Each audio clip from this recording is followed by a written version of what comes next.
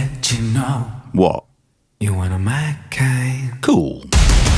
This is Radio 2 on the BBC Sounds app, on your smart speaker and on 88 to 91 FM. Anita's next. I'll see you tomorrow from 2. Goodbye.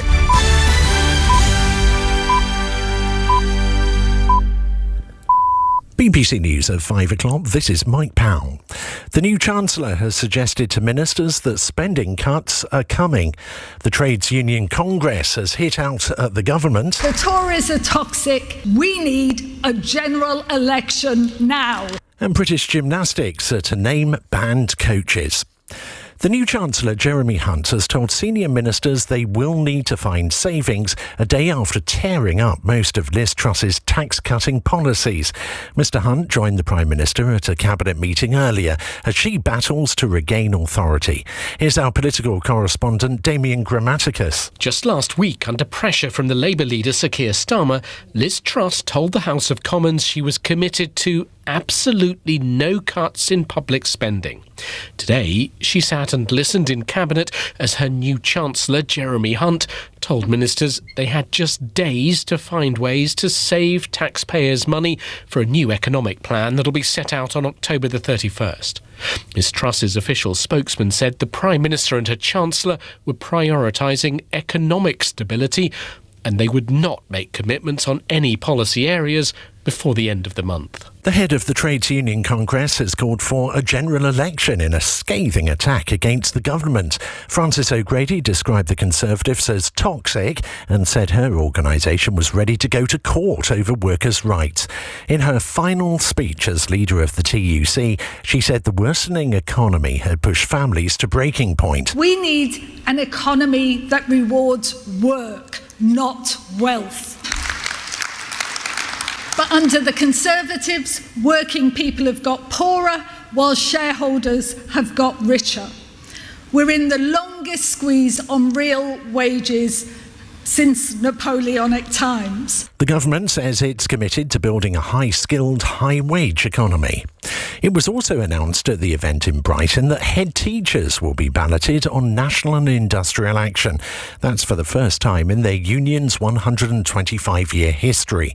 Meanwhile, drivers who were responsible for around 40% of beer deliveries in the UK are to walk out for 5 days. Around 1,000 GXO workers who are members of the Unite Union are taking action from the 31st of October in a dispute about pay. The authorities in Ukraine say the latest Russian airstrikes have left more than 1,000 towns and villages without electricity. A spokesman for President Zelensky said the situation was now critical, with water supplies also affected. Attacks have hit cities including the capital Kyiv, where at least 2 people have been killed at an energy plant. British Gymnastics has said it will put the welfare of athletes ahead of winning medals following a damning report into the sport. The organisation has also pledged to publish the names of banned coaches. More from our sports reporter Jane Dougal. The White Review revealed a culture of fear in which the welfare of gymnasts was ignored in the pursuit of success. It also found systemic physical and emotional abuse of young athletes. The new 40-point plan to reform British gymnastics by 2025 includes a zero tolerance of abuse. It also says there will be a move away from prioritising medals in order to concentrate on a positive culture for athletes. A list of banned coaches will also be published on the British Gymnastics website. A Conservative MP has accused one of China's most senior diplomats in the UK of being directly involved in clashes with pro-democracy protesters outside Beijing's consulate in Manchester. Alicia Kearns told Parliament that Zheng Xiang tore down posters during the demonstration on Sunday. Manchester police say a protester was dragged inside the consulate grounds and assaulted. China has defended the actions of its staff, saying protesters tried to enter the building's grounds illegally. Ms Kearns said it was a worrying situation. This is a chilling escalation. We have seen continued persecution of the Uyghur, of Tibetans, of Hong Kongers and all those who come to our country to seek refuge.